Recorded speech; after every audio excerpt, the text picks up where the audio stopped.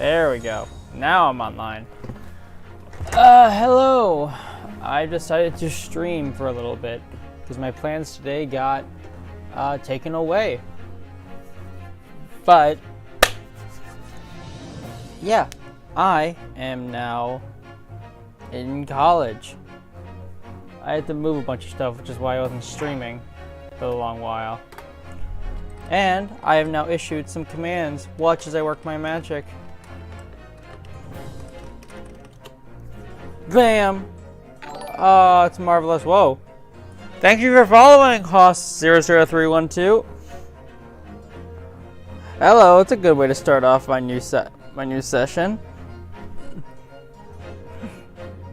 Alright. So, what we last left off, I think Naruhudo was going to... He's studying to become a lawyer because his best friend died. So we'll continue on. No, we're gonna just start a new adventure. Because I went back... No, it's this one. Fuck! No, wait, not a new game. Shit! Shit! No, wait, this is not what I wanted. Fuck! Oh god, everything has already hit... Everything has already hit the fan. Oh god, oh Jesus. Options. Yeah, I get it. And I think that's great. But you need to understand that I just need to go away. The Adventure of the Runaway Room. No, I don't want to yeah, I don't care. I really don't care about the first case. We did that already. I don't want to do it again. Okay. Select adventure. Select adventure. The Runaway Room. I can just start.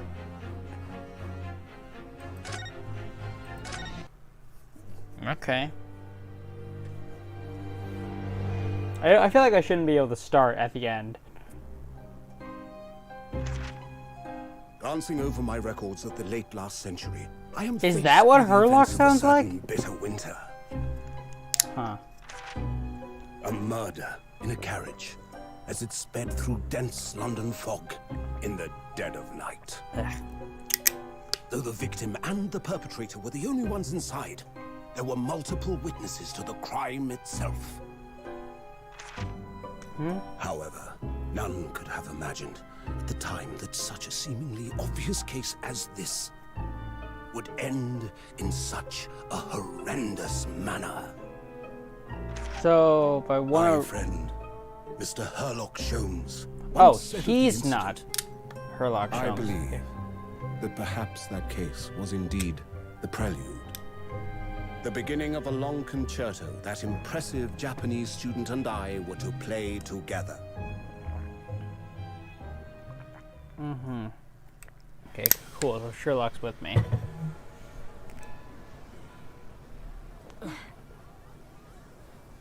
Amazing.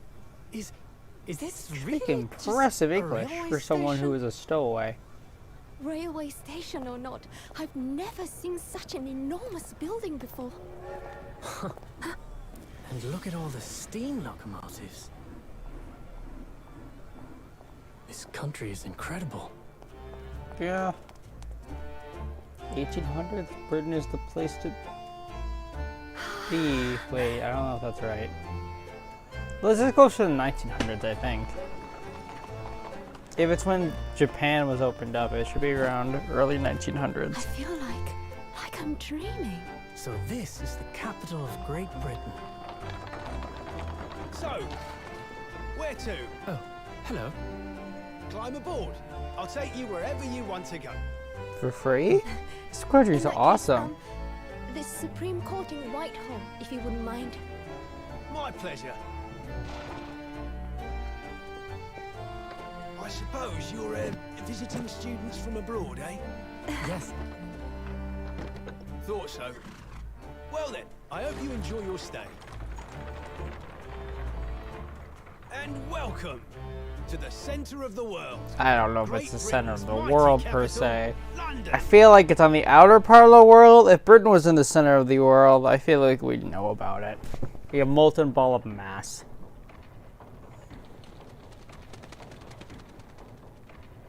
What kind of law school is this? They just have casual suits of armor?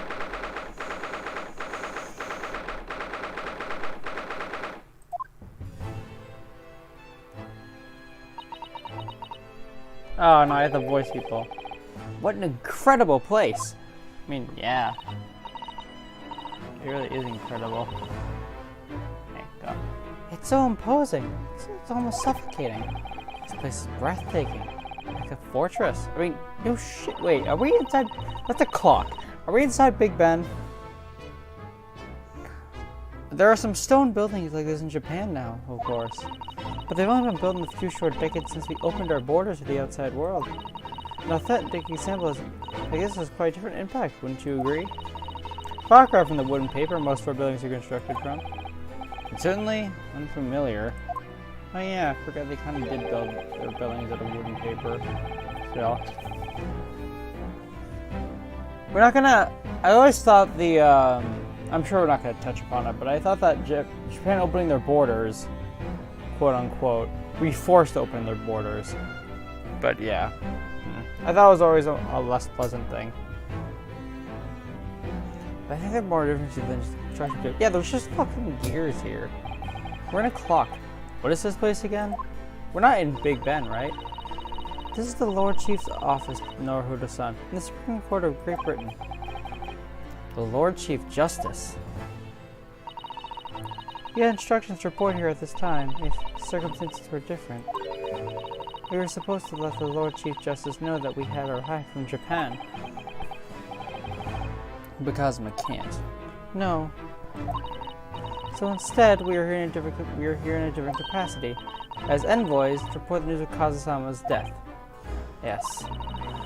Having delivered his or her message, his envoy's duty is done. So we'd have to return to Japan. We want to remain here in Great Britain. I have to take Kazuma's place with the law students for the study tour. Yes, which means your requisite qualifications as a lawyer, which is what I've been studying for. Here in Great Britain, it is the Lord Chief Justice who appoints the lawyers. Now, so that's the second reason we're here. We have to officially recognize as a lawyer. It's the only way that we'll be able to remain here in London. I hope I'm up to scratch. I'm assuming it's a old man. Good morning. Sorry for keeping you.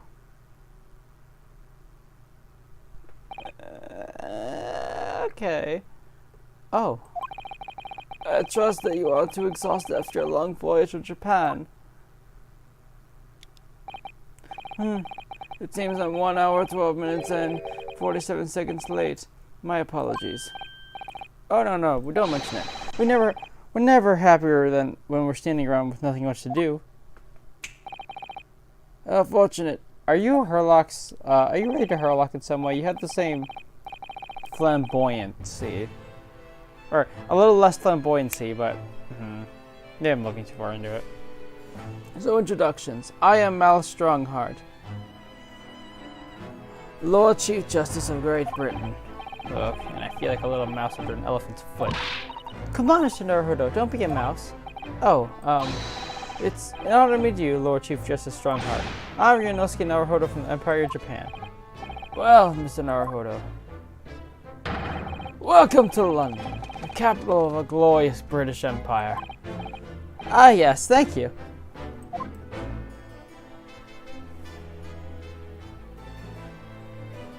Okay, let's converse.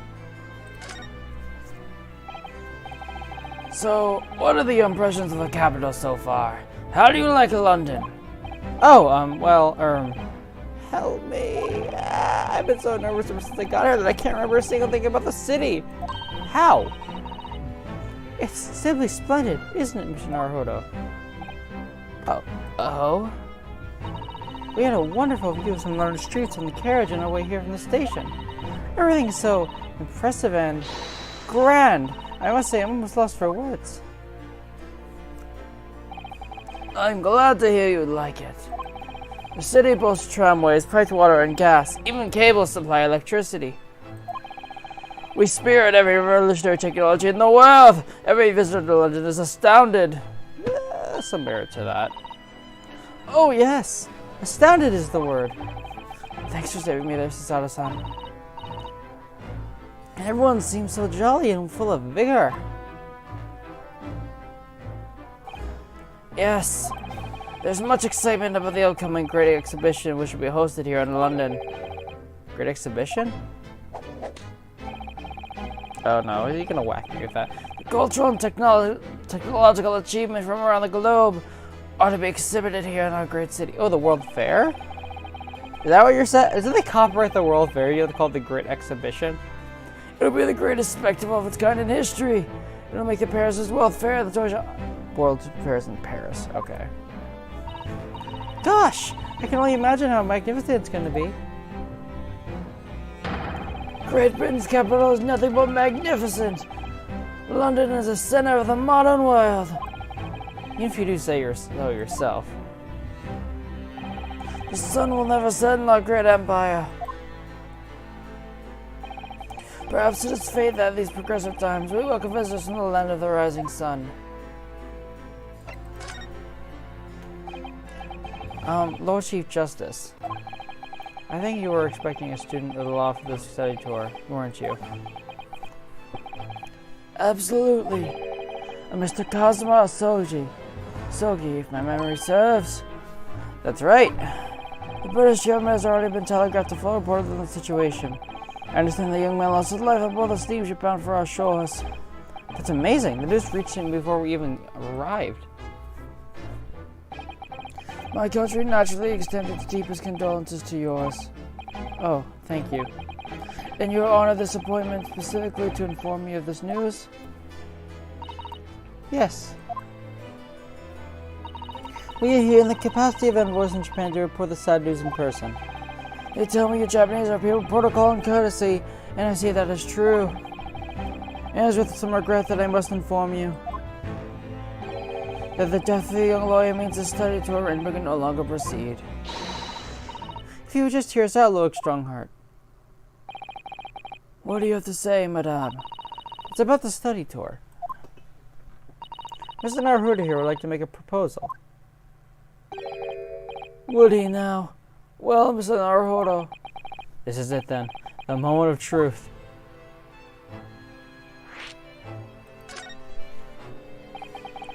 The thing is, Lord Justice, Lord Strongheart, I was wondering if perhaps you would consider allowing the study tour to go ahead.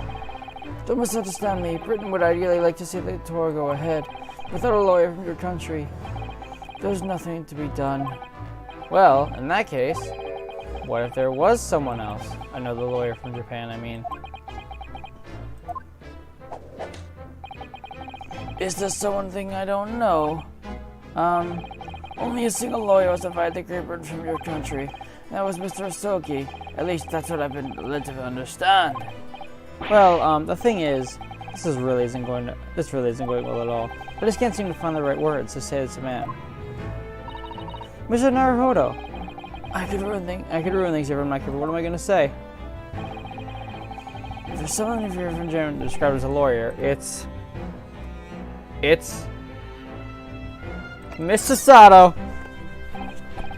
It'd probably only be yes, Mr. Sato.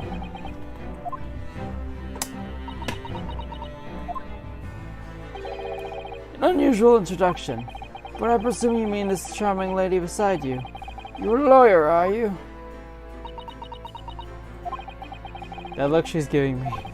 After all the days of hard work she put in to help me study, I can't let her down. I think that's quite enough joking, don't you, Lord Strongheart? My real answer is, it's me. I can do it. Is that so?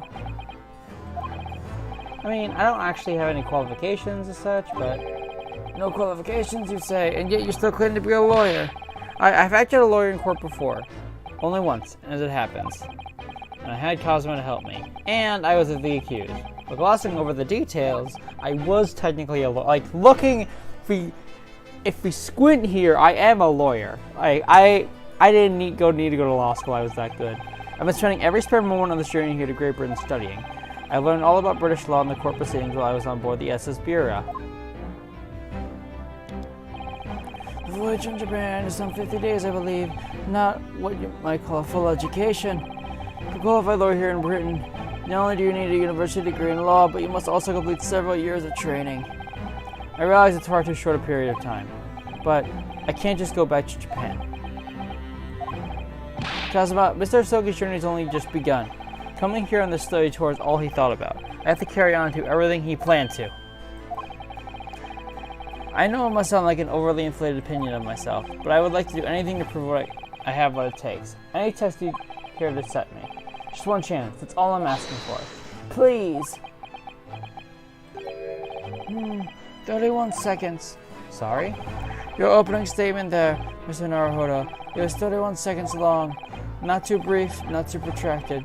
Perfectly judged appeal, I would say. But you have a skill that would stand you in a good stead as a lawyer. Oh, thanks. So, you're willing to put those words to the trial, are you? Well, I'm all for entertainment. Huh? But let me ask you one thing first, sir. Yes? You say you intend to do everything Mr. Sogi planned to do. Are you firmly set on that path? Well, yes, that's my intention. I see. Am I imagining things? Or did his expression alter a fraction there all of a sudden?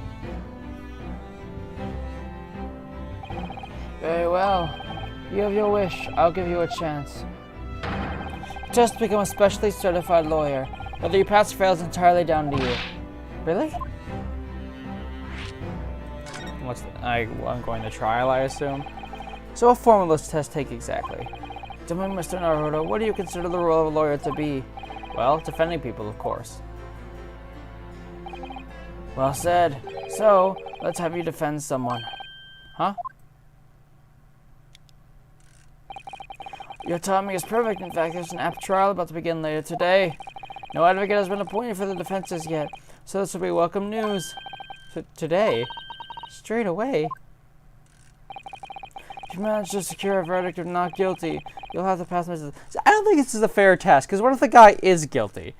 Just because you don't get a not guilty verdict doesn't mean you're a bad lawyer.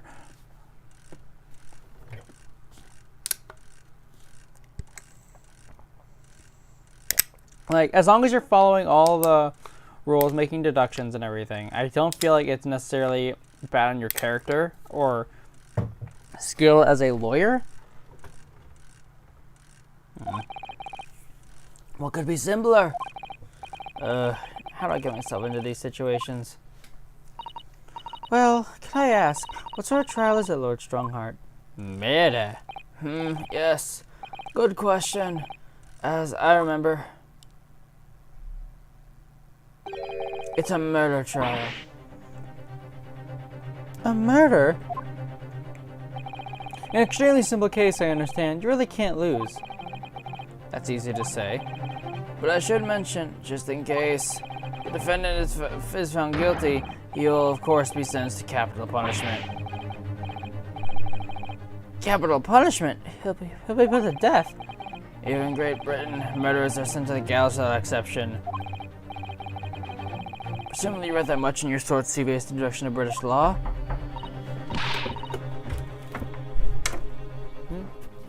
I'll be right back. Hold on.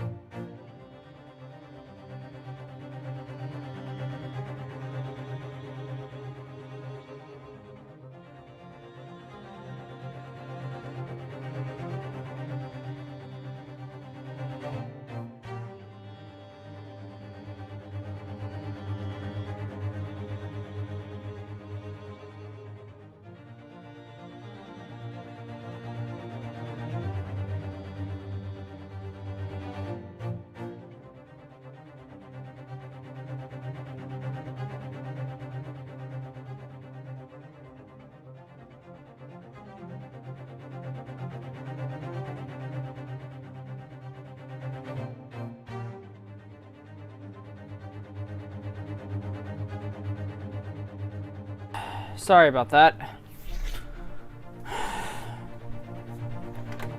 You'd be toying with a man's life. I am the Lord Chief Justice, and I've decided it's acceptable.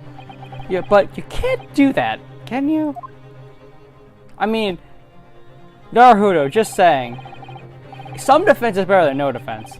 There's no need to overcomplicate this. All you have to do is ensure you don't lose. The law's a little bit more than that. So the defendant may live or die depending on how well I perform in court. If I lose, he'll be hanged. Mr. Naruhudo, you come to me claiming to be a lawyer. You want me to take you seriously, you need to prove you're willing to do a lawyer's job. You say you intend to throw the will of your compatriot, Mr. Asogi. I would like to understand how far you're willing to go in order to make that happen. He's testing my resolve. Oh, God. What's the matter? You've fallen silent. I'm sorry, but time is pressing. The trial begins shortly. I need an answer from you now.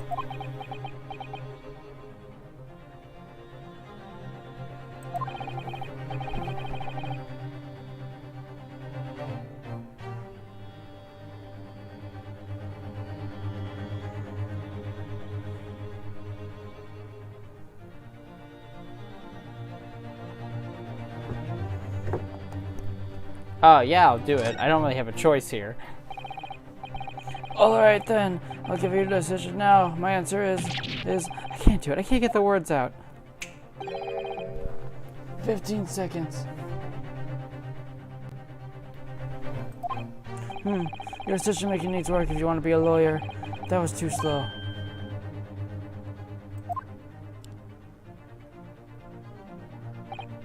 So, it's as I suspect, is it? Sorry? You have noble intentions, but lack the resolve to see them through.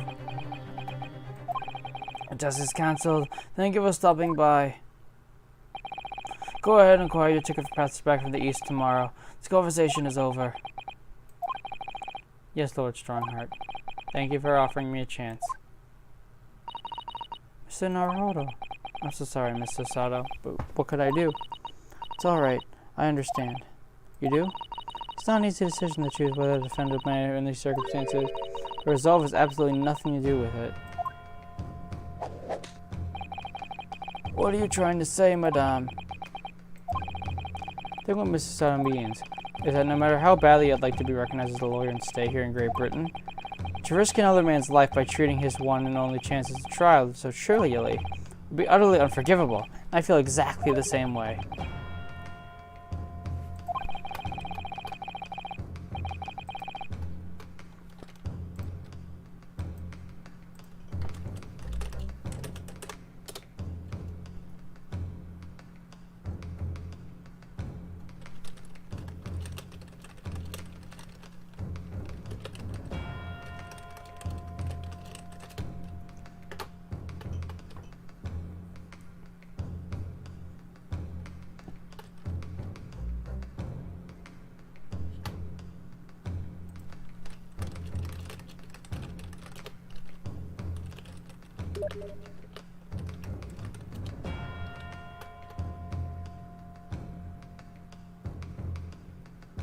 Okay. I'm sure the defendant won't see the trial as a test or as some kind of experiment. Sorry, something in my throat. A lawyer may fight for his clients in court day after day. For each one of those clients, the particular day they stand in the dock may be the only chance they have to fight to prove their innocence. No, I was wrong. I'm not qualified to do that job yet. I'm sorry for wasting your precious time, Lord Chief Justice.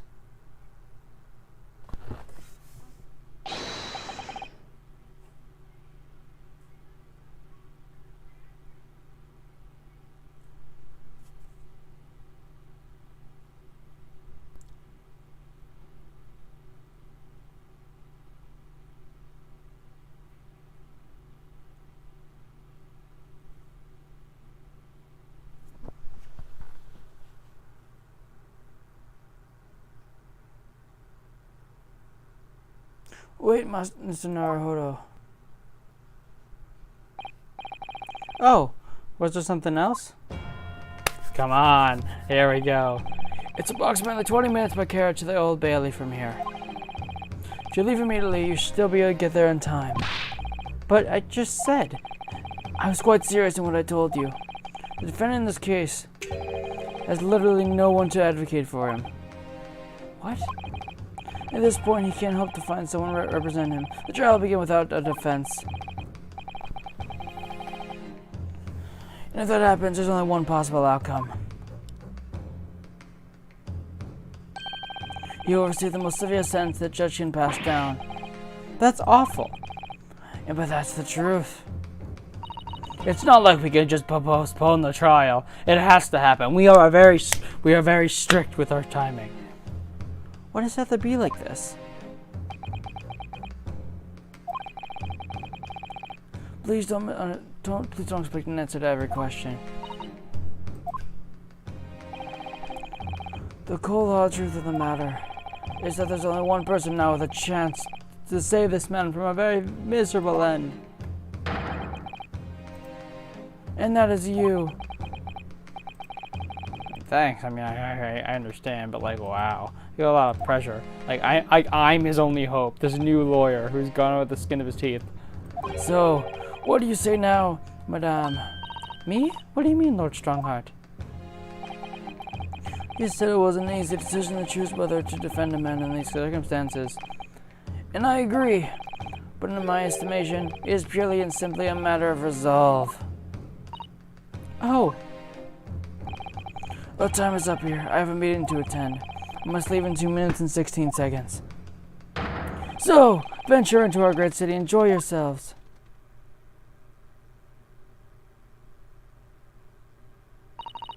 He's gone. The Old Bailey. Okay, are we actually going to trial? If we're going to do this, Mr. Naruhudo, you must leave at once.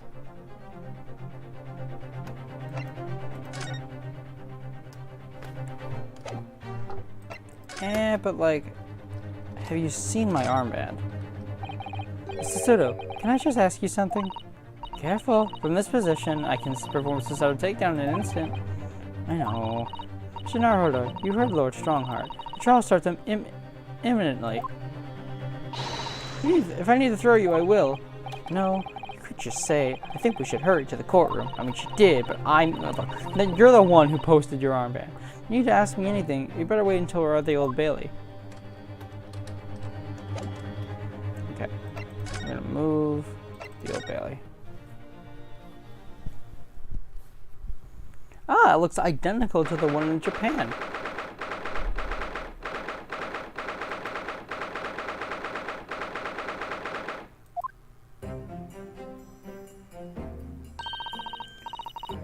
Oh, thank goodness we're in time. There's still 15 minutes until the trial begins. Never knew how a horse-drawn carriage could get so fast. I thought my teeth were gonna rattle loose. Yeah, those are uncomfortable. Those are awful to ride. Did you hear what I said to the driver when we climbed aboard? Get us to our destination in 5 minutes, driver, and there's a guinea in it for you. One of my many favorite lines in the Herlock Sholmes stories. It worked quite perfectly. Not sure why you're so pleased. I thought we were gonna die, and we have to pay gold for the privilege. Well, at least we arrived here before the trial started. Yeah, look at the bright side. The man's not gonna die because you didn't know because your carriage was late. Yeah, I suppose there's that. Anyway, I don't understand. The court clerk says the defendant should be here. But there's no sign of him at all. Sasato, are you on trial? So this is the Old Bailey. Even this room to the defendant's weight isn't grand. Are you alright, Mr. Naruhudo? I'm feeling tense, that's all. This gives me the same sense of foreboding that I remember from the Supreme Court in Japan. Oppressive air, almost as if the building itself is going to crush whoever is about to be sentenced. It feels as though only yesterday I was in the one about to be crushed. Yes, whoever the man you're to defend is, I imagine he's feeling very alone at this moment.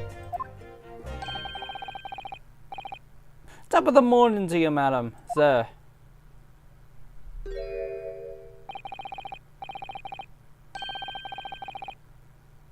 What the fuck are you, Lord Farquaad?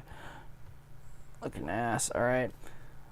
What are you doing? Follow me here. things are pretty fair desperate, are they? Sorry? Would you look at the expressionless faces? When they used to use, we're from Japan, yes. Japan, is it? Right, say no more. I'm sure I'm insulting someone, but I don't know who. So, how much do you need? No, we're just here because... No need to explain, Bella. I've been here myself, so I have. No place to go, nothing to eat, barely a penny on your name. So all the while a strange faraway land. Well, actually, we haven't found a place to stay yet, no. Just grand, it's grand. Let me start by giving you 1,000 guineas. Say nothing now. 1,000 guineas? Please, Mr. Soto, you don't have to shout. But 1,000 guineas is enough to build an entire mansion in the most prestigious area of Tokyo. What? There's nothing to me at all. I'm not even sure I have sufficient funds to weather a rainy day, you see. Bad enough wealth to buy a city of London 2 or 3 times. Could that much rain even fall in one day? Well, even so, we couldn't possibly accept such a large sum of money. Naruhudo, you fool! Ah, that one hit me in the eye. Don't get me wrong, fella. I'm not giving it to you, no strings attached. But I want you to do something for me. Oh? To be honest, it's just a little embarrassing. The trial that's about to begin, you see. Bring me the good self here. I'll be in the dock. So now, what I want you to do is come along with me and stand there beside me. Officially, you'd be my lawyer, but that's just a little detail now. Oh, well, the thing is, don't worry about the thing. All you have to do is stand up there next to me. None more. Otherwise, you see, the trial is going to start without me having any kind of representation at all. So what's true? But like, okay, even if that's the case, you're not just guilty. You can defend yourself. Well, maybe British law is different. The Lord Chief Justice wasn't just making it up. I'm terribly sorry to have to ask this, but does that mean you're the defendant in this trial? Bluster and blazes. Do you not know who I am? Me? One of London's biggest names? No, sorry. We've only just arrived in the city, you see. I see. Suppose it isn't altogether impossible. Well, just next to Hyde Park, there's the center of London, there's another beautiful park. Sorry, a park? What? It's called Gilded Park, for the blossoms and flowers in the spring and the singing birds and whatnot. I donated to the city, you see. An entire park. Center of London? I hauled it in, myself, with a bunch of horses. Drove through a bunch of buildings to get it there. City smiles, that's my vision for London. I ordered nothing but Magnus Gilded. Went over the city and the square with people. I'm losing the accent. I need to. It's amazing. I mean, really extraordinary. But now they got into a gullible say I'm a good for nothing criminal. Me, Magnus McGilded. What's the matter with the London police? Can't I ask you? All right, don't pass out. It's an Naruhudo. Perhaps now would be a good time to introduce ourselves while the gentleman catches his breath. Good idea.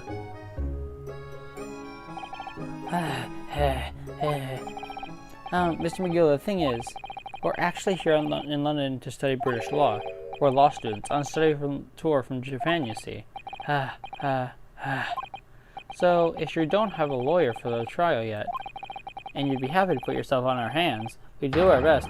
What was I have to say, you daft idiot? I'm giving you 1,000 guineas stand up there next to me, haven't I? Well, yeah, I wasn't really offering just stand up there next to you. Oh, I think I see what's going on here. Sorry. I know what you're thinking. This Chancellor of the fellow claims to have more money than the Queen.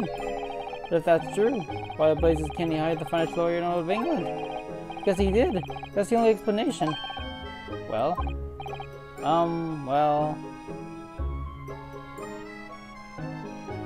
Not at all, actually. I wasn't thinking that at all. Not at all. Although, it is a little strange, to be honest. Why don't you have a lawyer, I mean? I was thinking this too. That would be a fault of the Reaper. You know, the Grim Reaper. He just came in and got my lawyer and with a scythe. Did you say Reaper? So is this the Jack the Ripper? I.e., the Grim Reaper of Bailey, Lord Barak von Zeix. Baron von Zeix, he's the prosecutor. The prosecutor? Is the Grim Reaper? When Von Zeg stands for the prosecution, they call the accused as sacrificial lambs. What the fuck? And to this day, in every single trial in which he's been the prosecutor, the accused has been damned. Oh, so this is on karma. Alright. What?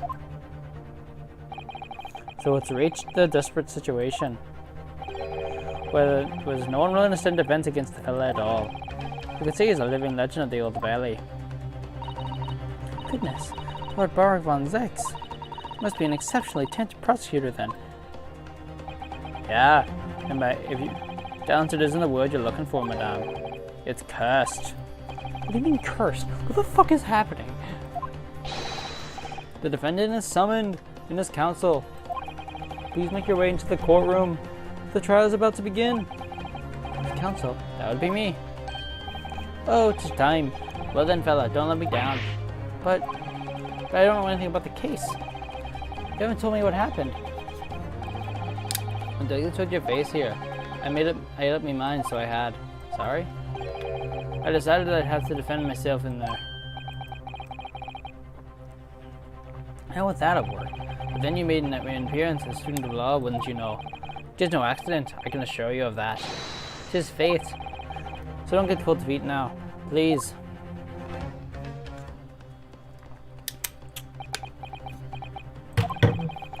I literally know nothing about this case, or about this man who stands accused.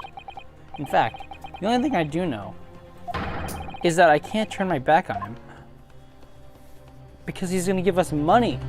He's going to give us so much cash.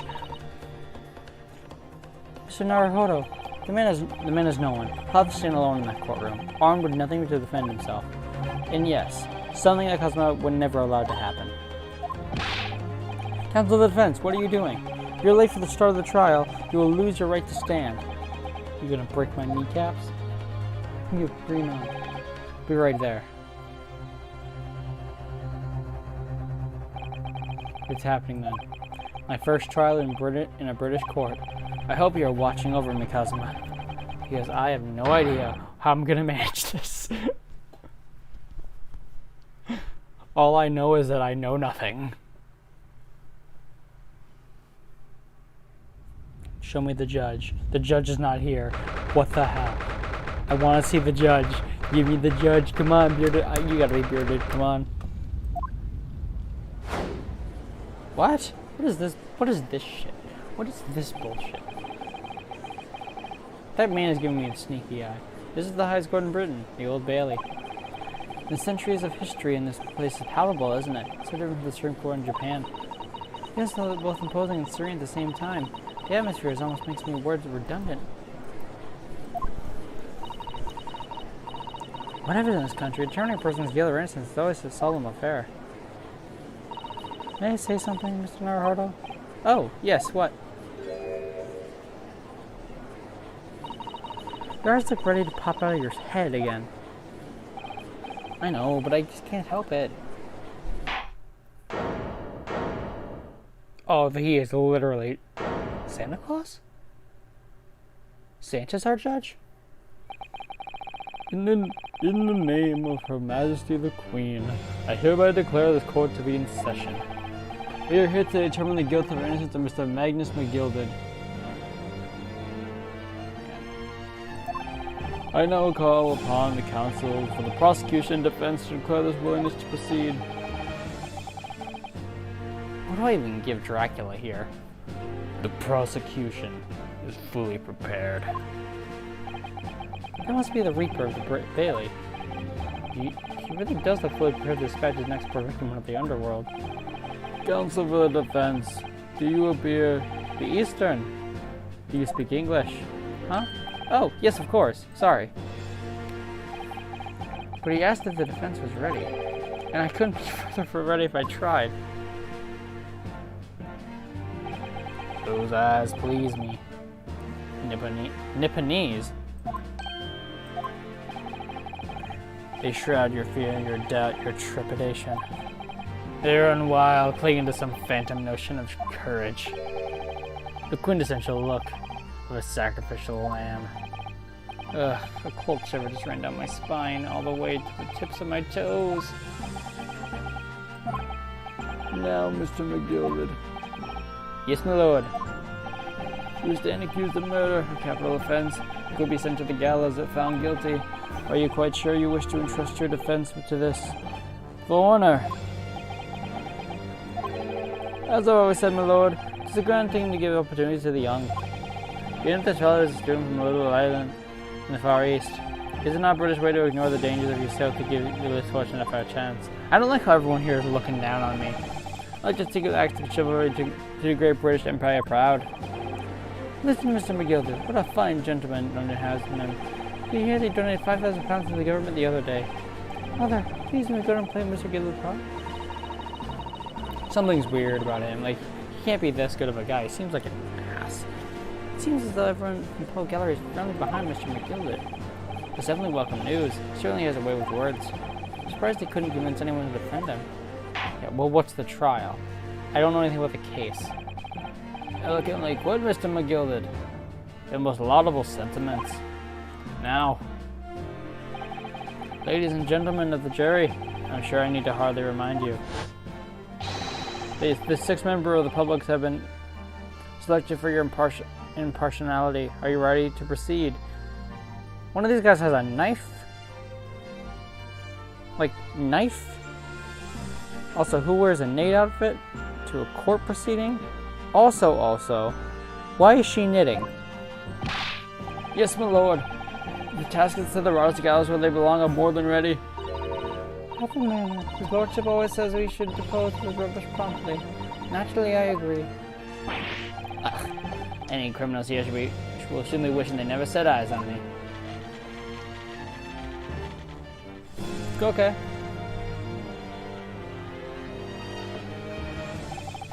I feel chill.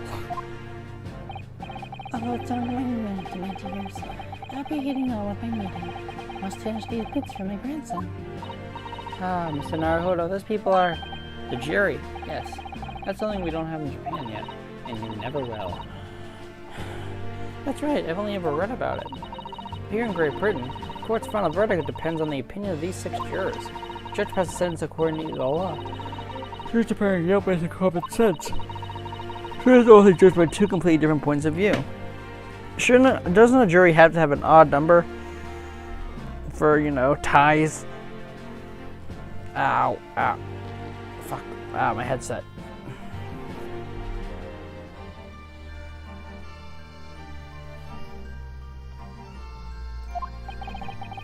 How exactly do jurors give their verdict? That's something I don't know, but I'm sure it'll become clear as the trial progresses. Yes. Prosecutor Van Zykes. Yeah, my lord. It's been a number of years since we've seen you here in courtroom. I thought you renounced your fame. Known as the Reaper of the Bailey, my lord. Infamy rather than fame, I would say. But yes, 5 years have passed since I last spread my wings in that capacity. So what brings you back? Is there some chance of the circumstances of which the court should be aware?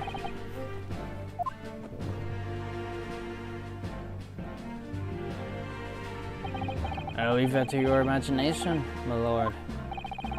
So the Reaper has been out of action for 5 years. I'm sure that won't come into play later on. Why do you have to choose today all day to make a comeback? Don't lose heart, Mr. Naruhudo. As you wish, sir. Now then, opening statements, I think. Summary of the case, if you please. Certainly, my lord. Certainly. As your lordship is aware, the case is overwhelming simplicity. This is the only ones here who aren't aware. The incident took place in the late evening, 3 days past. The hour is some minutes after 10. The victim was a maker of building bricks known as the company as Thrice Fire Mason. Okay. Sorry, thrice? He was a very accomplished craftsman. The bricks he fired were said to be almost indestructible. The victim's corpse was discovered in the morbus and the service in the streets of London at the time. The dagger had been thrust into the victim's abdomen and is believed to be the ultimate cause of death. Here is the autopsy report from the investigating medical officer in Scotland Yard. Thank you, counsel. I shall accept that photograph as evidence. Report prepared by Scotland Yard. Cause of internal hemorrhaging as a result of being single stab wound to the abdomen. Okay.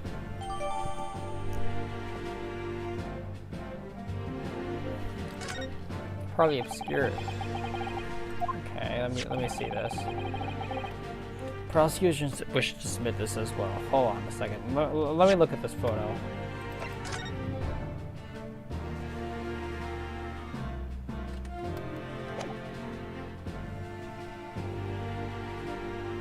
Like, they wouldn't put that in if that wasn't important. Okay. Prosecution wishes to submit these as well. And these are... Good lord! Is that blood, counsel? Yes, my lord. Seized by policemen who arrived on the scene. These gore-soaked gloves were taken from his hands of the accused when he was arrested. What? Mr. Gilded's gloves has blood on them?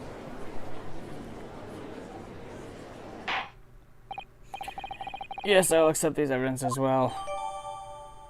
There's a blood stain on the right glove. How'd I get into this? I'm backed into a corner before I even started. Continuing on.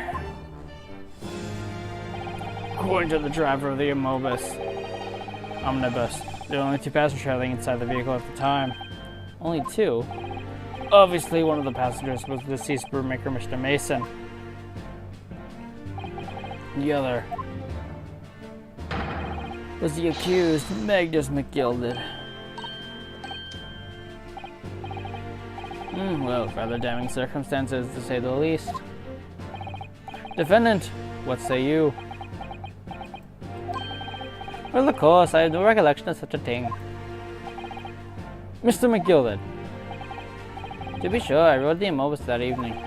But whenever I'm in the carriage, I'm taken with a fierce tiredness, and I always succumb to it. Are you claiming to have been asleep? Just the motion of the carriage, my lord. Lilton, so it is. So I opened my eyes again. It was a desperate sight before me, the body of a man I'd never laid eyes on before in my life. Now I ask you, what good-hearted soul wouldn't rush to have the fellow bleeding from the stomach? I wasn't about to start worrying about my gloves now, was I? I reached out to give the man a hand. The blow had gone to his gloves then, after the man had been killed. Unfortunately, that statement of the driver is only the beginning. What? That's not all of it? There were multiple witnesses to the precise moment which the brickmaker was fatally stabbed. Well, see, here's the problem here. How am I supposed to deal with this? Order, order, order! Order, order, order, order, order, order. When the killing took place, the only victim and the accused were inside the carriage, and there were witnesses to the crime. This is not a case of compelling evidence. Gets the nail in the coffin for the accused. Thank you, counsel. The circumstances of the crime have been made quite clear. I think we will hear testimony from the witnesses first of all. Your wish is my command. Bailiff! Bring the witnesses in at once. Well, we're taking them all at once?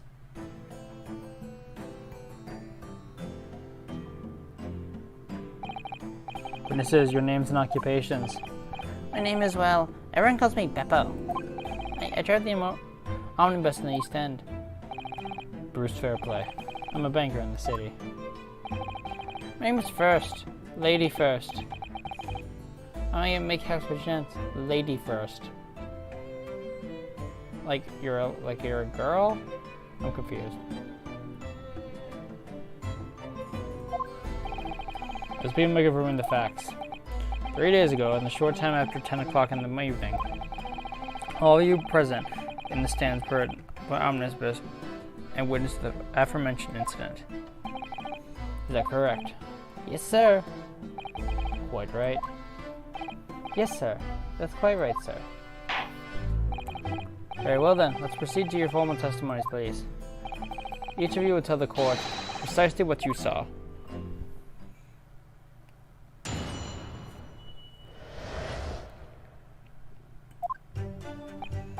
It was the last bus of the evening, so I had a few customers. I remember it well. Excuse me. The victim and the man accused of killing him were sat next to each other inside the bus. Then, out of the blue, the accused reached over and plunged a knife right into his gut. That's right. You stabbed him. I screamed, I did. I couldn't help it. As soon as I heard the scream, I stopped my bus, and then I saw it too.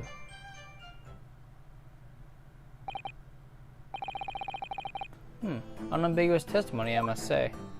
I don't see anything necessarily wrong. Exactly, my lord. These men witnessed an incident in the omnibus with their own eyes. I'd like to ask a question, if I may. Yes, counsel. Well, this testimony makes absolutely no sense to me whatsoever. Why not? Well, the incident took place inside a moving carriage, didn't it? This is a clear statement from the outset, yes. Well, in that case, how could those two witnesses possibly have seen what was happened? There's no way they could have seen the inside of a moving carriage.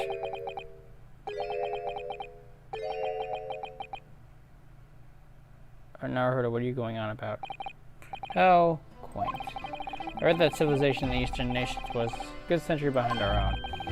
But you're here yourself. Are you really so ignorant about our omnibuses? Huh? Tell me, my Nipponese friend, have you ever traveled in an omnibus? Well, no. We only arrived here in London this morning. No matter. I've arranged for us all to see ourselves. The actual scene of the crime, that is. That's good. Okay. We have something here. You mean, the actual scene how? A carriage is designed to be moved, after all. Presumably you understand that much? Yes. The omnibus in which this bloody crime took place is here today, in this very building. Here. What? The entire carriage? Bailiff! Bring forth the stricken omnibus. How'd they get it in here? There are windows, I guess. So that's an omnibus. The omnibus. Can't believe they could bring something so enormous in here. Great Britain's courtrooms are amazing. So as you can see, the omnibus is pulled by 2 horses and can carry up to 8 passengers. 4 passengers seated inside the enclosed cabin, and 4 on the rooftop deck above. Every Londoner knows that the best views of the city, architecture, and sights are to be had from the top of the omnibus. And I should point out to the foreign guests that there's a skylight in the roof, allowing a view of the interior of the seats from above. Ah, skylight. Oh! The penny drops at last, I see. These 2 gentlemen were occupying the rooftop seats in the omnibus when the murder took place. That's how they came to witness the grim incident. Through the skylight. That makes perfect sense. Well, counsel, this is the first. In all my years behind the bench, I never experienced the crime scene itself being brought into the courtroom. There are a number of important clues remaining inside the carriage, my lord. I would like to submit the omnibus itself as evidence. That is the prosecution's wish.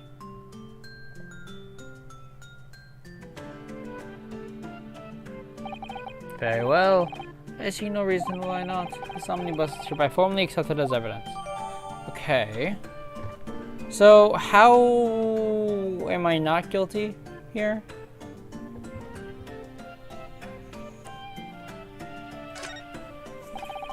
I can't believe it. The entire crime scene entered as evidence. Yes, Great Britain is extremely extraordinary. I could help myself a lot by giving the omnibus a good thorough examination, seeing as it's here. Oh, I can do that? Hold on.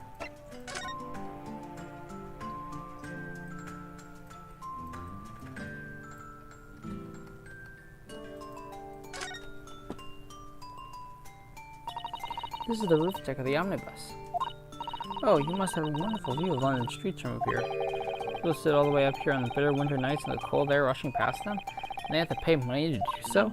I can't imagine how cold it must feel. That just made me think of something horrible. Can you imagine being dragged out around the city in the freezing cold as punishment? Perhaps that is the real price you paid to stay out late. Okay.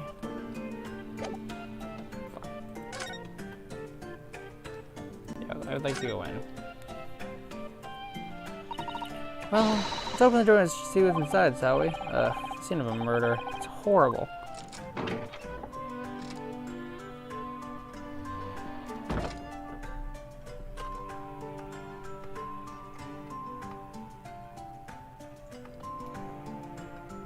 I already have a problem.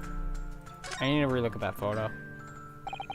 That's blood that's soaked into the seat. The victim's obviously. Yes, the seat would be clearly visible from the roof deck. Would you really stab someone in full view of the other passengers like that, I wonder? Well, if it was after dark, then there was a lamp on in here, so perhaps the culprit couldn't see anything outside through the skylight. Either way you look at it, it doesn't seem like it was a planned attack.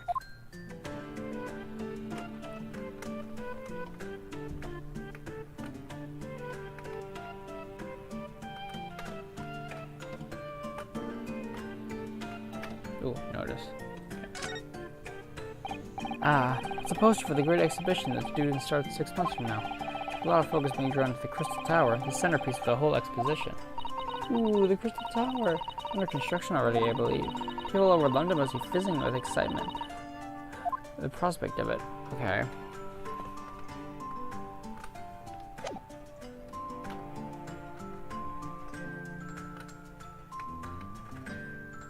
The Phoenix Wright Omnibus?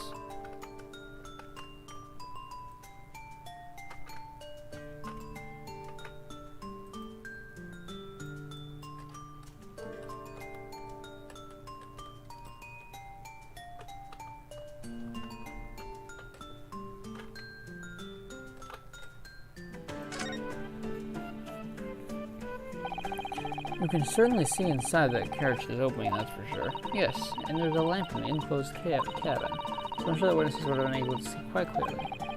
It's not good for us. Okay.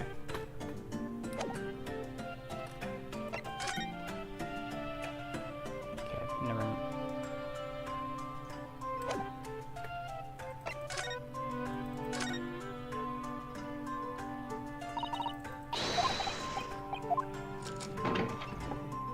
I just want to see. Want to make sure. Okay, he is on this side. That's not a lie. Okay, let's continue on. Let's continue the proceeding then. I need a drink.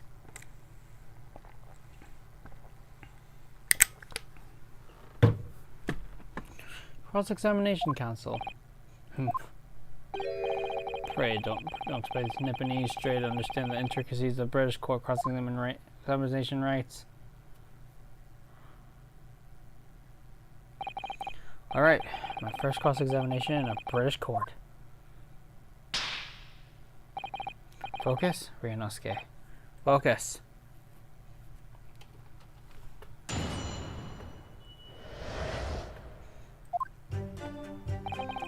It's the last bus of the evening, so I had a few customers. I remember it well.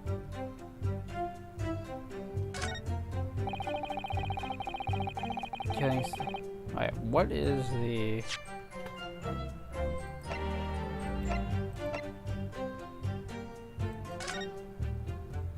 I don't know, look.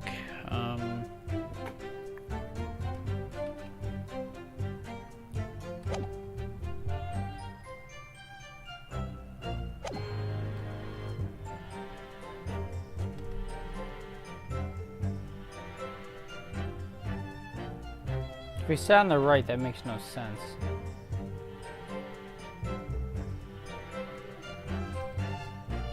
I'll press you. Hold it! And you saw them through the skylight in the roof of the carriage. That's right, when you sit up on the top deck, the window on the right is your feet. There's a lamp on inside, so I had a pretty good view. Oh, that's suspect. They were wearing hats, so I couldn't exactly make out their faces. There's not a shred of doubt in my mind that it was Mr. McGilded. How can you be so sure? Well, how can I put it politely? Mr. McGilded is a gentleman of rather small stature. I couldn't have mistaken him for anyone else. It's don't forget that the vehicle came to a halt. No people inside the closed cabin. The deceased Mr. Mason and Mr. McGilded. There's no room for doubt here. I really wish there was. Okay. And out of the blue, the accursed reached over and plunged a knife right into his guts. No, wait, I want... No, I want to, press that. Hold it! You actually saw the moment it happened? Didn't I testify to that? Or are you Fred Dinkum, hard-working city bankers not considered trustworthy in these days? No, I didn't mean that. This is no good. I really got his back up. Perhaps you could just tell us what you saw in a little more detail if that's... My lord! Juror number 3, what's the meaning of this? My mind is made up, my lord. Completely and utterly made up. Made up about what? I don't like the stinking rich. Never have. They're always up to something or other, and that shouldn't be every one of them. And that little leprechaun of a man is no exception. Well, can't fool me. Can we declare a mistrial? There's no point in wasting time listening to any more of this. That's my opinion on the matter anyway. Hold it. That's precisely what I was about to say. As the foreman of the jury, it's my duty to set a good example for my fellow jurors. What is this shit? This is bullshit. What is happening here? Let me see. Ah, yes, it seems that the members of the jury give their verdicts. They just set their cup holders on fire and put them in a What the fuck? This is weirder than Spirit of Justice. And they had just ghosts and spirit portals with fire. This is rigged. Apparently, yes, white for innocent and black for guilty. As the 6 members of the jury make up their minds about the case, one by one, they can each cast a ballot into the fire to create scales of justice, as we saw a moment ago. So if those enormous scales fall completely to the black side, what does that mean? Let's do our best to make sure that doesn't happen. No, I'm more worried than I was before. Very well. The court acknowledged the change of jury stance. Counsel for the defense, please continue your cross-examination. This is a nightmare. Okay. He's right. He stabbed him. I screamed, I did. I couldn't help it. Okay. Hold it! How did you scream? Stabbed him, you say. And what were you setting up when you were sitting up on the deck, were you? Yes, I was, sir. I was right up on the roof seat. Not really showing anything. I remember seeing the little gent sitting to the next fellow and I was stabbed. I've been thinking about a new hat design, you see, so I was gazing absentmindedly around. But then I happened to look down through the skylight. It was sticking right down his belly. It was huge, great knife. A grim sight indeed. Ah, it didn't help me at all. The jury looks like they're even more convinced to find it than they were before. They appear to have made everyone even more dubious that Mr. McGill is telling the truth. If only we had some sort of evidence to counter their suspicions. Mr. First. Oh, yes, sir? Is this the knife you saw? Good grief, yes, that is. The very one, sir. Is that? Yes, counsel. This is the blade that was driven into the victim's belly like a stake through the heart. That is the blade of considerable size, counsel. It is. And furthermore, the scabbard is emblazoned properly with a certain initial. The letter M, which seems oddly familiar. Please, no. M for Magnus, perhaps? Or McGilded, possibly. Take your pick. It seems a particular big name in London made a magnificent mistake. Objection! Objection, I guess. But there are M's everywhere. Like, yes! Like in Mason. Objection! This blade is far too extravagant for a poor brickmaker to have owned. He's got no slip in murder. Almost certainly belongs to the accused. Ugh. Not conclusive, but certainly compelling, counsel. He's got a good point.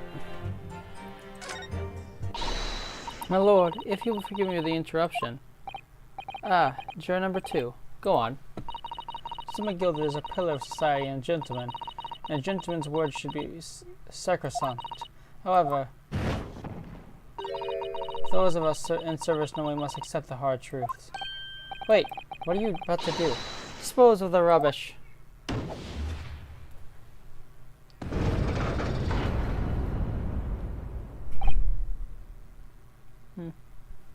No! I don't wish to cause offense, but I do like to eradicate all traces of filth and grime. Hold it. Oh, for fuck's sake, man. I have painstakingly typed every word uttered here today and cross-referenced all the facts. As such, I am now in a position to draw my own logical conclusion.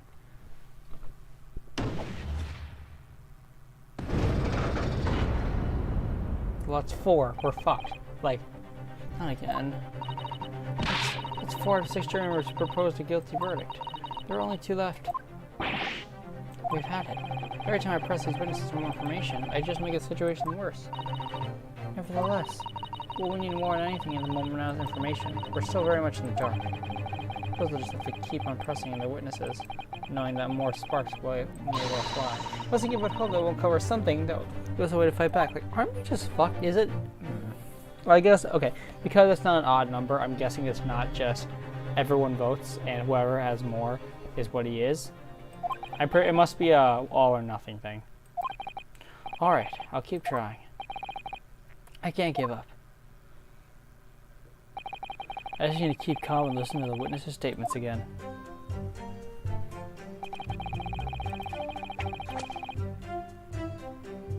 See, this seems not true. Hold it!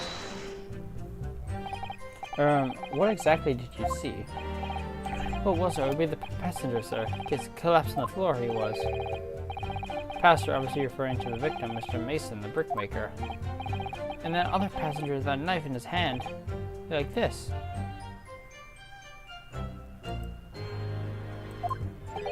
By the other passenger, obviously you're referring to the accused, Mr. Matus McGilded. And he plunged the knife like this, stabbing the passenger in the belly. What? This doesn't... Okay, maybe I'm just thinking about this weirdly, but this doesn't make sense. Order, order!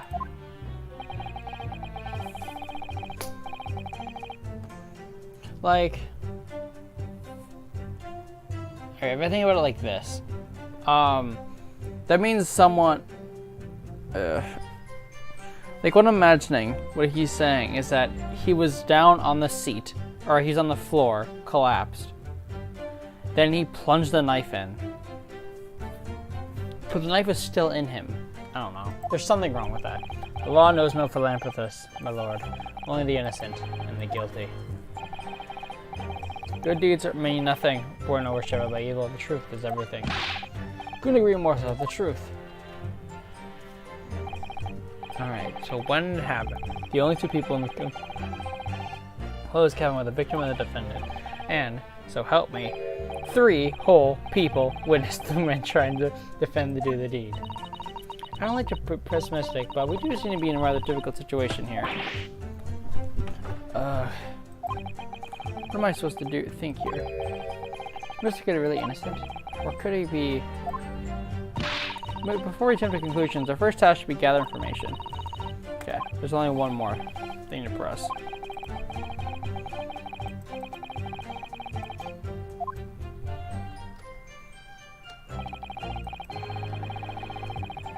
Hold it! Yes, I think it was sometime after 10, wasn't it? Oh yes, sir, that's right, sir. Yes, even so cold it was for freezing, in fact. 4 passengers on the board at that time, is that correct? Yes, that's right, sir.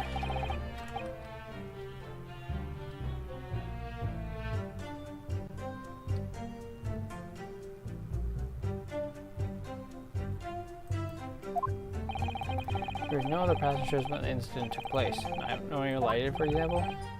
Or is there no other passengers like that? No, none. They don't look different.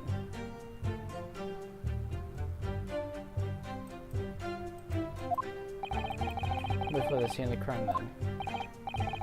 They say boss insists on running, he does. I were reading that last bus.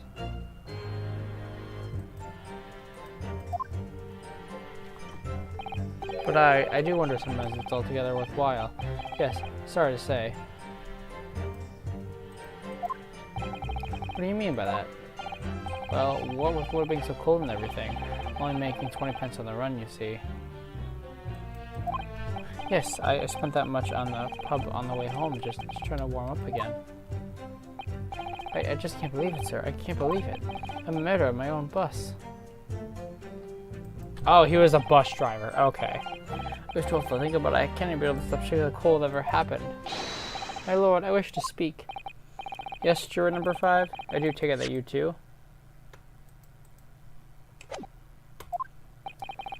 The master of London's Gilded Coachman.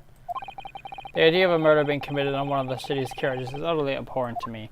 Therefore, I'm going to judge this man not as evidence, even though to be fair, the evidence is pretty stacked against us. I'm going to judge it on a whim because I'm angry. It wouldn't be right to make a decision before hearing all the facts, though, I said to myself. But I've heard enough now. The horse is bolted, as they say.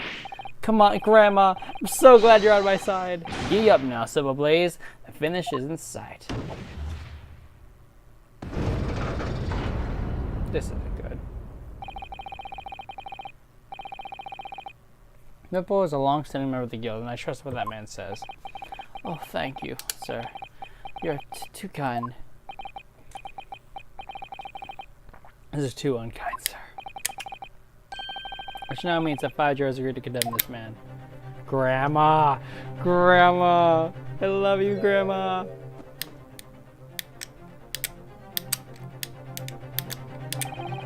Found juror number 6. Yes, dear? What can I do for you? Grandma! You have heard the testimonies of the witnesses in this stand. Oh, yes, I certainly have. I still got my heart here. I still got my hearing, you know. Then pray tell, why are you yet to pronounce your leaning? Well, dear, the thing is, I'm a creature of habit, me. I always go to the park around at this time of the day, sit on a nice bench and get on with my knitting.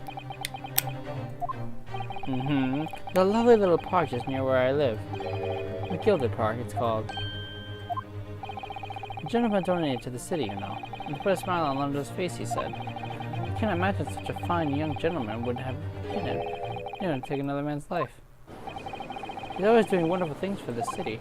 That's right, a man like that would just stab someone, surely. Oh, maybe go to the Gilded Public Library after to borrow some more books. This is why you scare your jurors. How many Londoners live over the heads in the cloud? Do you people not know? What kind of man Magnus McGilded really is? What kind of man he is? The philanthropist, Magnus McGilded, has enough wealth to purchase the entire city he claims to value so highly. But where did all that wealth come from? Your client is a Shylock, sir. The one with the very darkest of souls. What? Stone the crows!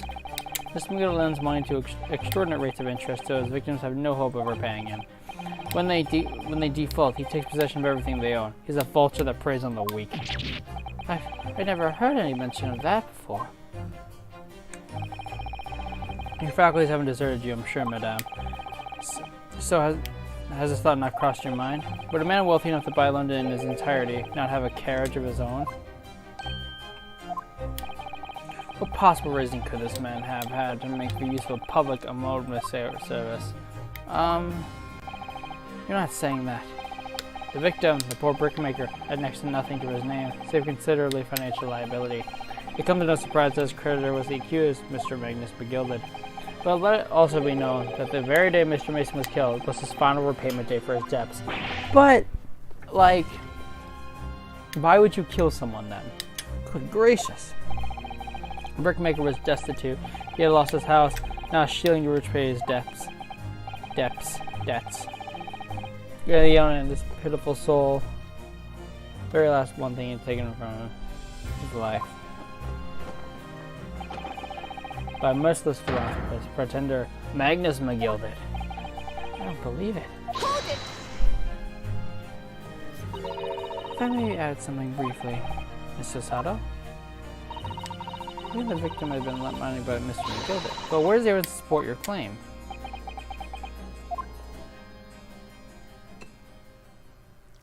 Just having wine? I mean, it might be better than coffee, but yeah, let's just fucking swirl it. Pray forgive the discourtesy of filing my hallowed chalice in the court of law. Ah, there it is. Lord Valenzick's hallowed chalice. How can this be considered acceptable? But I found myself in an unexpectedly good humor. I had heard ladies from the Far East could show great courage, but I didn't expect to experience it myself. As a judicial assistant to defense, I'm simply doing my job. What a pity that your display of courage is in vain. This is the debtor's ledger, which details all monies loaned by the accused. You'll find the victim's name clearly recorded inside. Oh. Allow me to present this ledger as evidence.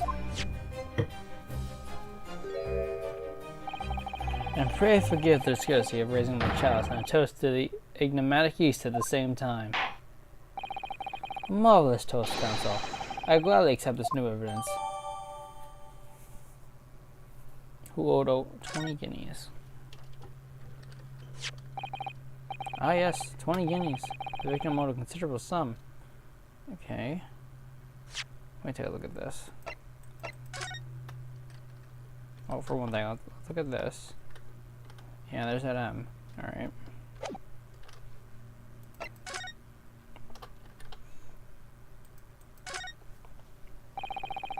Foiling was getting all sorts of secrets in London's gentry. Oh dear, do you really think we ought to look inside? Well, it's not as though we know any London's gentry turtling, is it? Apart from my great detective friend, perhaps. Actually, I wonder. I assure you we will not find Mr. Sholm's name inside. Well, let's see what we'll find. Well, I can't read this shit. Alright, fine. Gosh, it's crammed full of gentlemen's names, isn't it? Well, I suppose they're probably not all gentlemen at all, are they? After all, not everyone in this country was well off. Ah, goodness. What is it? Look at this. Do you see the name here? Bruce Fairplay. Should that mean something to me? Oh, sounds like strangely familiar, actually. Bruce Fairplay, the witness testifying at this very moment. Oh, yes, of course, the banker. His name was in. Why is his name in here? Ah, he brought 20 guineas, did he? Look, the repayment date is fast approaching. Possible this is just a coincidence, of course, but this could very be useful information.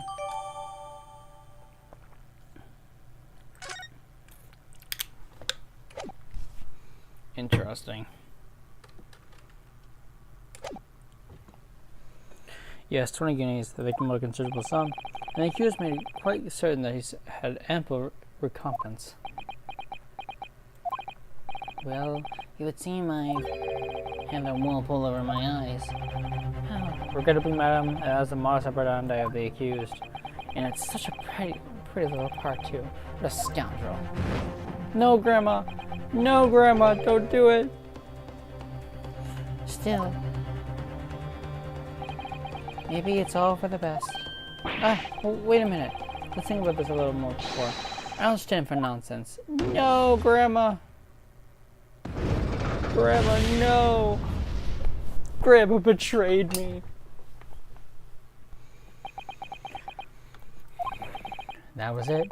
That was the last juror's decision.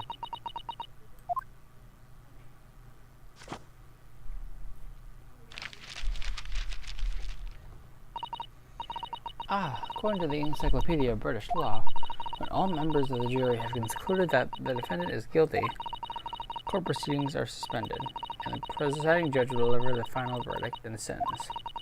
That's what it says here. Final verdict. It's over then. Oh! There's a footnote, though. Footnote? However, the defense, also members of the jury, are now in agreement with the case.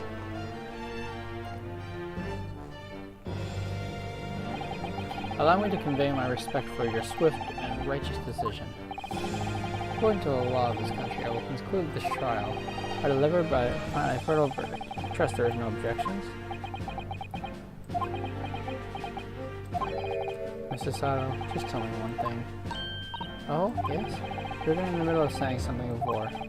Footnote in your Encyclopedia of British Law. Oh, read the defense. What did it say next? Oh, yes, of course. One moment. When all members of the jury have concluded that the defendant is guilty, court proceedings are suspended, and the presiding judge will go to find out. Time is of the essence, Sato. But then the footnote says, however, the defense has the right to demand a summation examination of the jurors at this point. What? A summonation examination. Objection! A summonation examination? From which century has that tomb either been resurrected? Ah! Judging from the binding, I would say that this book is at least 50 years old. Any modern text in British law wouldn't even give such an antiquated procedure a mention. It's a relic, long forgotten, and certainly no longer practiced. So you're out of luck. Oh. What even is it, Mrs. Sato? The so-called summonation examination. Oh, one moment. I'll read about it. Do we get to... I'm down for oppressing grandma. That's going in the quotes.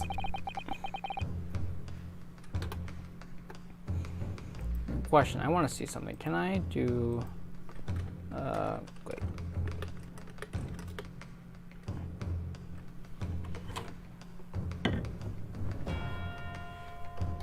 I want to make another quote. Hold on.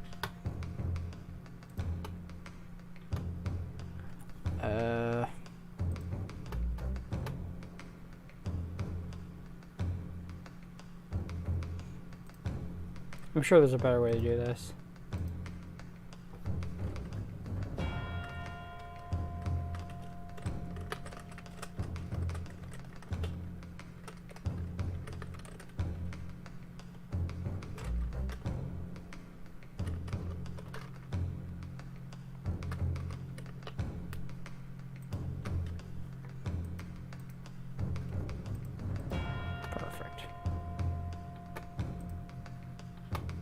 There we go.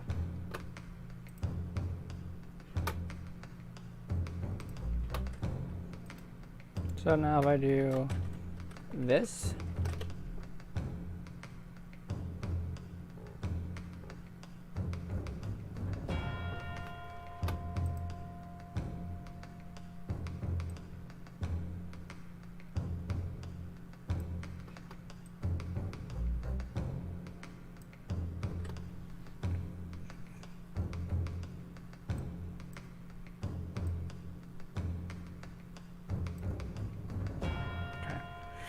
you demand the right to a procedure before you understand what it entails. Typical Nipponese. Alright, Mr. Naruhudo, I think I understand.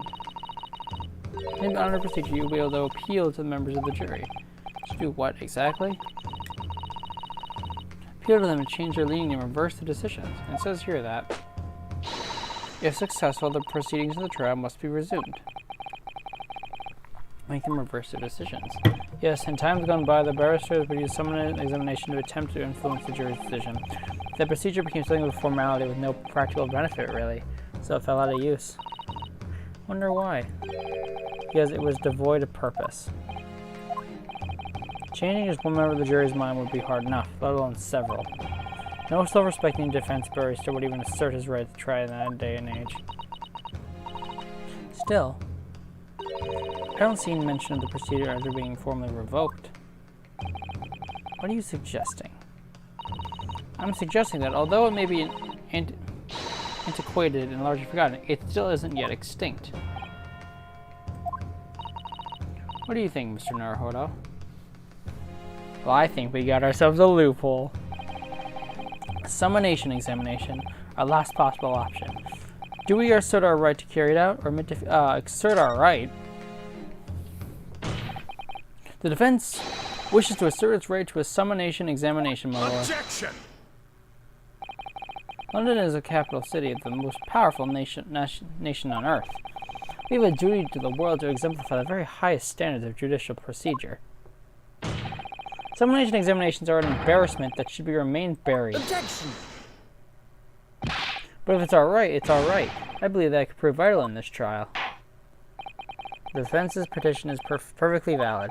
The court will proceed the Summonation Examination. This is madness. Foreman, are you and the remainder of the jury ready? Well, I'm not, There's no mention of this in the letter I received, you see, so... All members of the jury will be asked to explain on what grounds they have reached the decision. On what grounds? You must all justify your decisions and explain why you believe the defendant to be guilty. Well, my lord, you're rather putting us on the spot. This is most irregular. You mention was made of this before. I don't really hold at all the justifying lark. That seems to have thrown the jurors off. Because all the reasons were bullshit. It seems none of them have experienced this before. Alright then, the Summonation Examination. The defense procedure no practicing lawyer has attempted for years, is it? Well, just maybe. It might be the opportunity we've been looking for to turn this trial around. So be it then. Ladies and gentlemen of the jury, the court hereby calls upon you to state the grounds on which you find the defendant, Magnus McGilded, guilty of this most serious crime.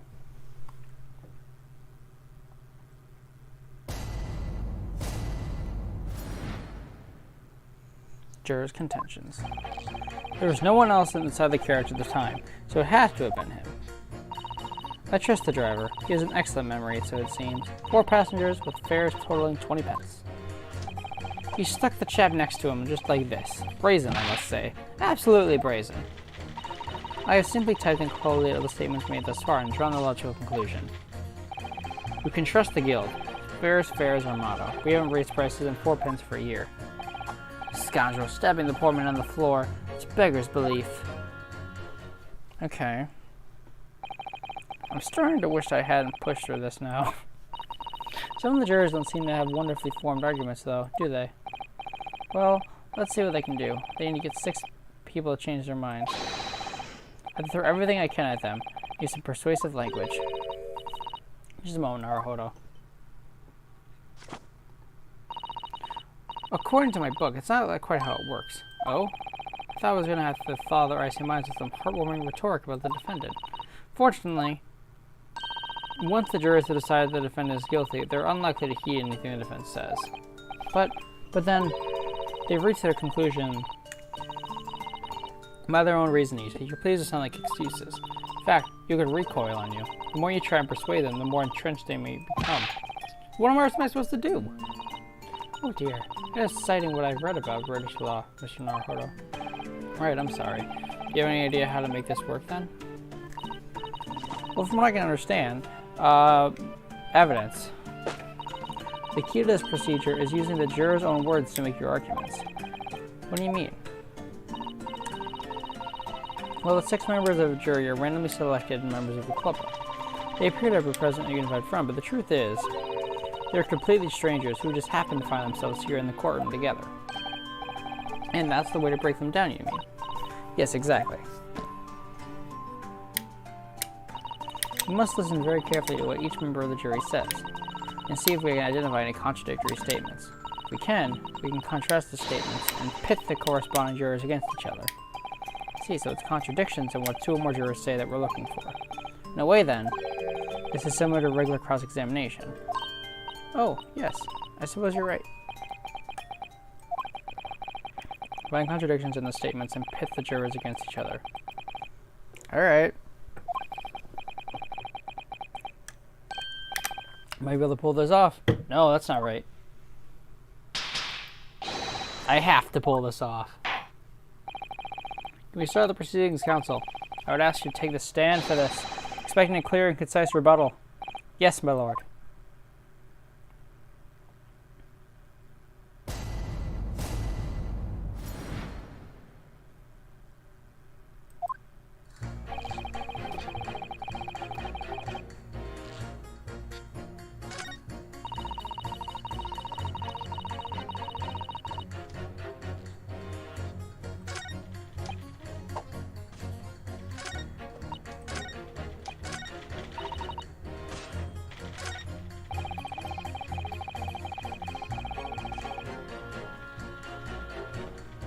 Okay, so...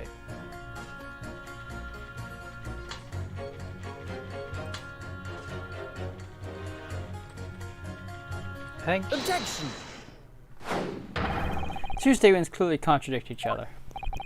They do. Explain yourself, counsel. Me? Oh dear, what have I said? I swear on Silverblaze's maiden name I haven't the first idea what you're talking about. According to the group testimony we've heard so far, there are 4 passengers in the omnibus with the night in question. This is worthless information. What are we doing? According to the coachman, Mr. Beppo, he took 20 pence in fares. Quite right, I have those precise details typed neatly there in front of me. And the juror number 5 also told us the following. In the fare omnibus, there's always 4 pence. That it is, a fair, convenient single price, just the way London carriages should be operated. That doesn't add up at all. In fact, it leaves a glaring discrepancy in the facts. Why, man? Why? 4 passengers paying 4 pence each. If you do the multiplication, it would be 16 pence. Oh, so there had been someone else on board. Exactly. As they said, the figure doesn't add up. The figures are always different. By 4 pence, in fact, precisely 1 person's fare. 1 person's fare. Yes, in other words, on the omnibus that night, it is distinctly possible there was another passenger we've heard nothing about. Good gracious! Yeah. This can't be right. The coachmen of the guild are good, honest men, and one and all. Trustworthiness is our watchword. The figures your coachman claims most certainly do not add up. Your watchword, good sir, is a fallacy. I beg your pardon. Mr. Guildmaster, I think you ought to consider that if this trial were to end now, then the news would surely spread all over London. The news that one of your coachmen tried to hide the fact they let nefarious characters ride his omnibus. Alright then, how do I make it so this miserable trial doesn't end, Alright, I like this. Well, according to my book here, you simply launch a ball into the fire to the innocent side of the set of scales. Hold your horses there, coachman. We are all in agreement. Why do you have to go and... Wait till I get my hands on you, Beppo! Yeah! Oh, this is all very irritating. Begging your pardon, sir, I'm going to do the same.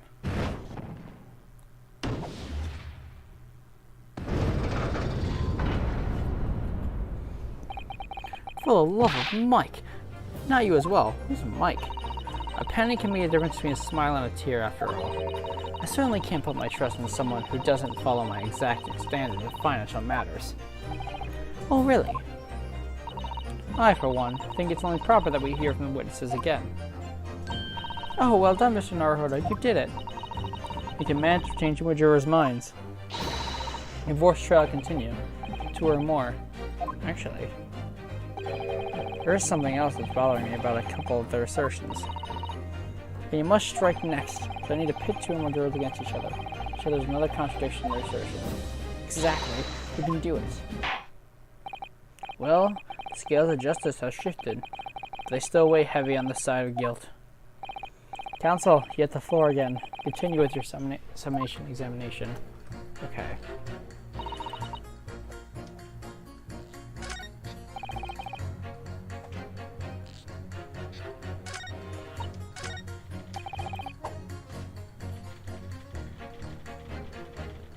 I'm gonna press him. Hold it!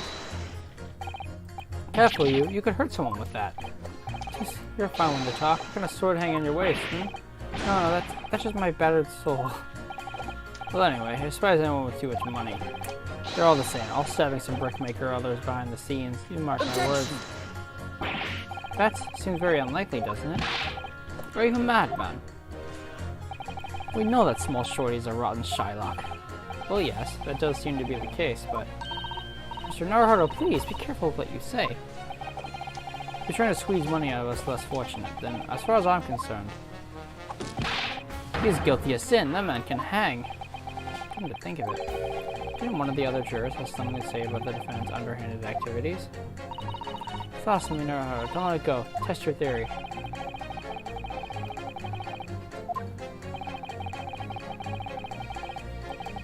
Okay. Yep.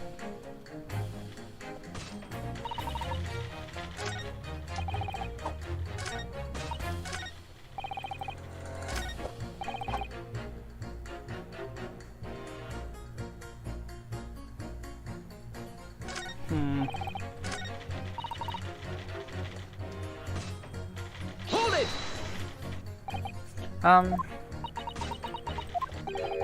What have you been doing all this time? What have you been doing all this time? There.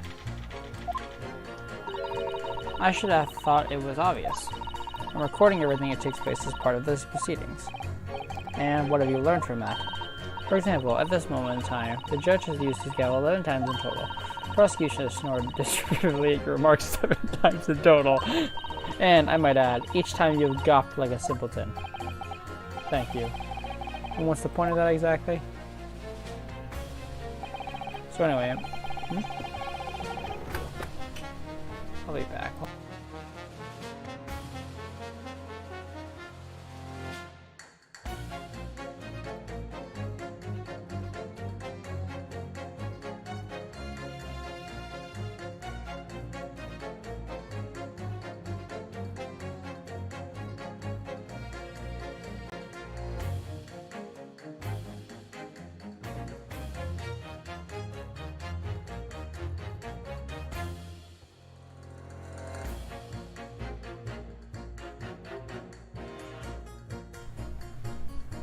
Alright, I'm back. Again. I need a place. Yeah, that's good, I guess. So anyway, are you listening waiting to defend is guilty? That is the conclusion how you drawn as a result of the copious notes I have typed. Clearly, but I'm asking you why you drawn that conclusion. Please don't distract me. It makes it extremely hard to concentrate on my notes keeping. This is going nowhere. Okay.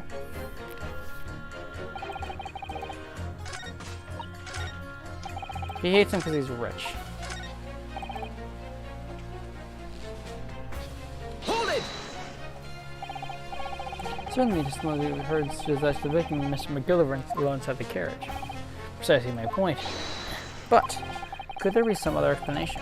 Something we haven't considered yet, such as sniper. Perhaps that's something we could all work out together.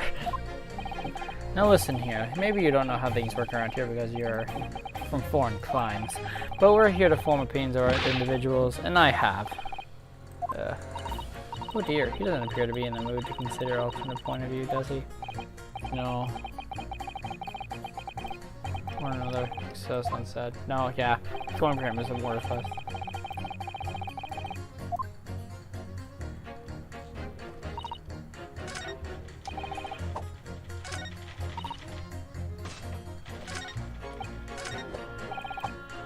Grandma? Hold it! I recall thinking you should stop waving that needle around. You heard what good fortune said before, didn't you? That hideous man stabbed the poor fellow, just like he did.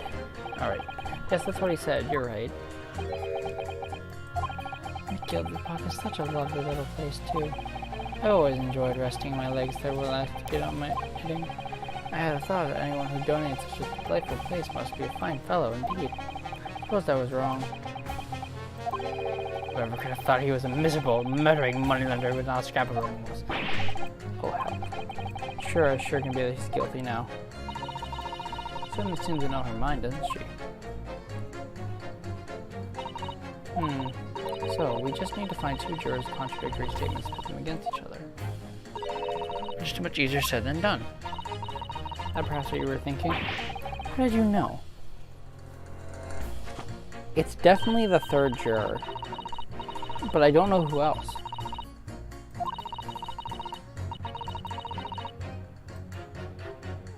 Yeah, okay. This. During the Summonation Examination, you will hear the assertions of the 6 members of the jury. Situation the counsel of the defense should use its... Yeah.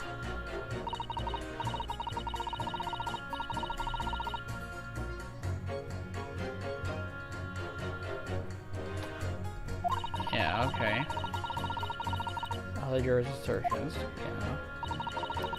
Not choose the assertion of the jury you were initially selected. Okay.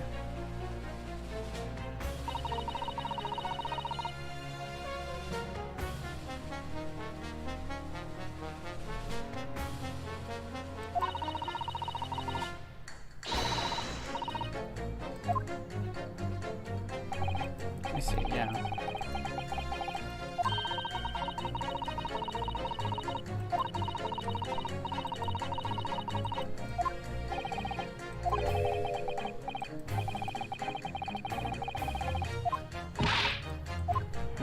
Okay.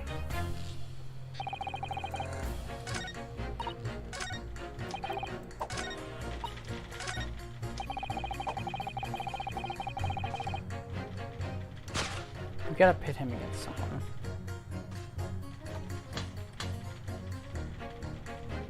Yeah, wait, those are wrong.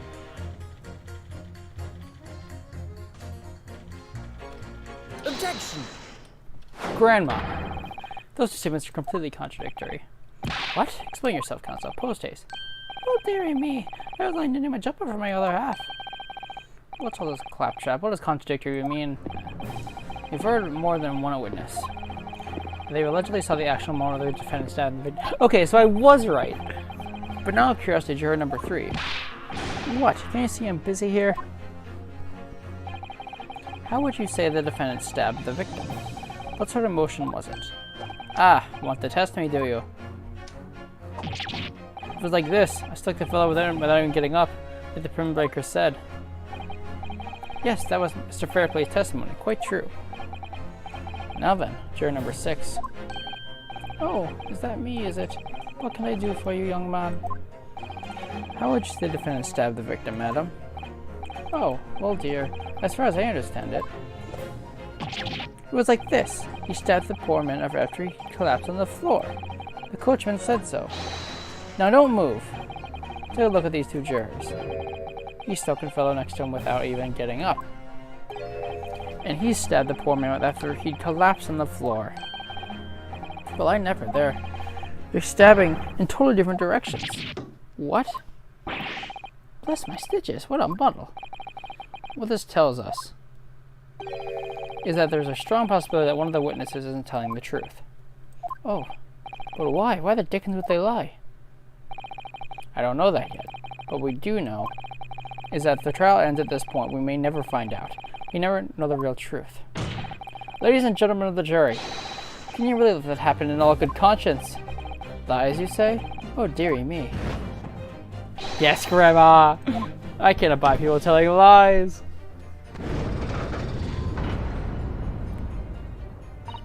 The scales. I don't believe it. Hold it. Wait! Now hear this, my fellow jurors. I warn you, you cannot listen to this man. Just look at his black suit. He's clearly the U.S. Eastern sorcerer using magic on us. If I could use magic, do you really think I'd be putting myself through all this? Answer me this, dark jinx. What the fuck? You racist old man. Me? What exactly is the problem? What if the two witnesses study different recollections of the event? What of it? Let's say Shylock did stab the victim, as he said, on the own notice, and the young dandy saw him do it. And now let's say the victim collapsed on the floor, and then Shylock stabbed them again, and so they saw him do it. Well, what say it didn't happen like that, Who are you calling the dandy, sir? Well, I should take this knife to you. Who are you calling an old? Why, I should take this needle to you. They're ready to kill each other now.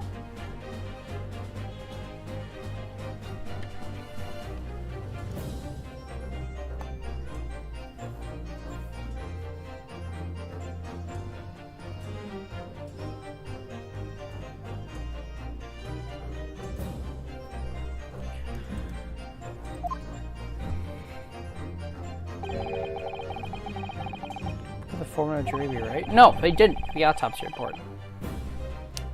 Okay. And I'm going to leave it there.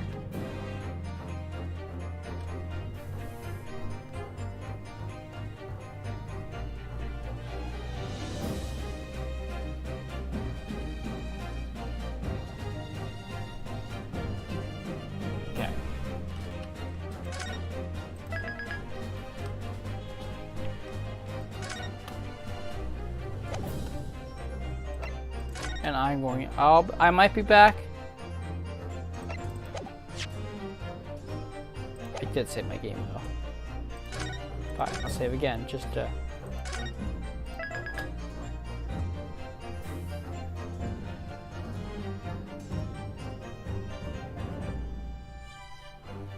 Okay.